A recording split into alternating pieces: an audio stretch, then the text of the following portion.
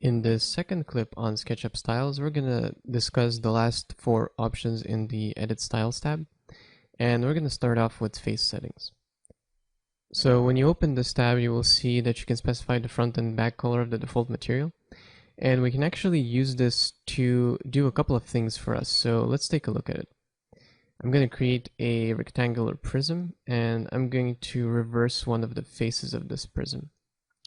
So obviously, when you model, it's ideal to be able to see faces that aren't oriented properly, because even though in SketchUp by itself, you can color a back face of a plane without any negative implications. If you ever export your model in another software where you want to render it, other 3D programs don't display back faces, and for that reason, it's always a good idea to keep your faces properly oriented.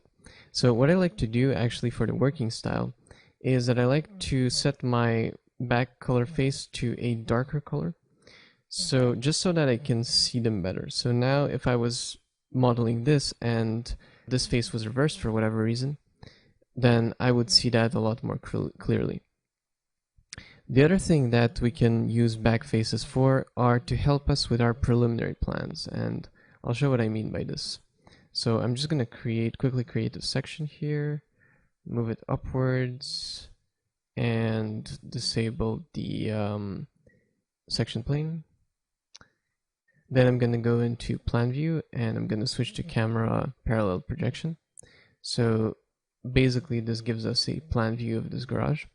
So as you can see right now, the inside color of this wall is the back face color that I set for the default material. The reason for that is because the face that makes up the floor is oriented away from us, so we see the back color of it. And because we usually want our walls in our preliminary plans to be black or dark gray, I can actually go ahead here and change this to a black color.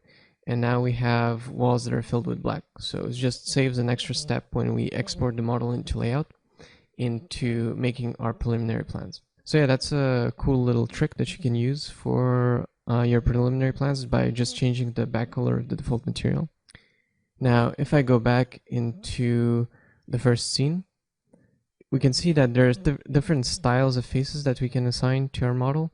So the very first one is display the model in wireframe mode, so no faces at all. The second one is display the model in the color of the background, so as you can see here. The third one is to shade faces, so the faces are shaded with the average color of the texture that's applied onto it. The fourth option is to display textures on faces. And the fifth option is to display the default material on the faces. So when I am in my working style, I actually like to work with textures turned on. So unless you have insanely high resolution textures loaded into your model, which isn't recommended inside of SketchUp, this isn't actually such a significant performance drop. So theoretically, you can model also in shaded mode, but I find that textures give me a better feel of what I'm actually working with, so I like to keep it on. Then to the right of all these options, there's also an X-ray checkbox. So this isn't actually a separate style, it's more of like a checkbox. Once you click on it, it will turn all of the materials 50% transparent, and basically you'll be able to see through the model. So this is cool for some construction documentations where you would need to see pieces behind the surface, but absolutely not necessary for the working style, so we can turn this off. The other thing is that you can enable or disable transparency.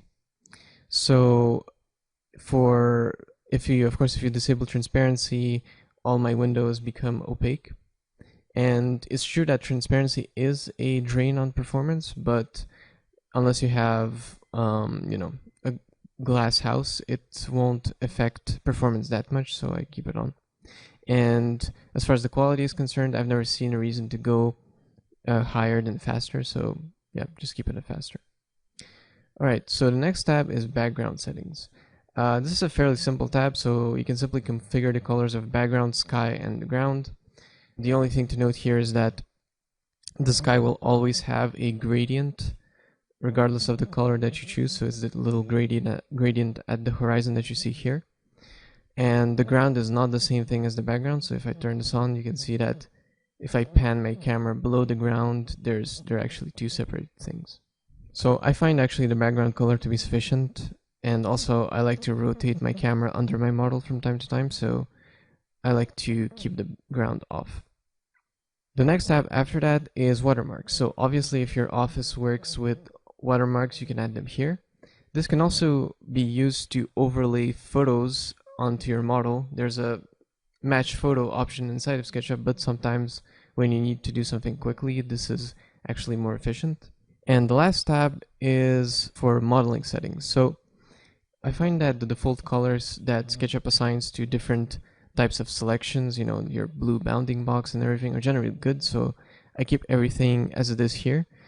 The only option to note is the section cut width, so that's the width of a section when you cut through an object.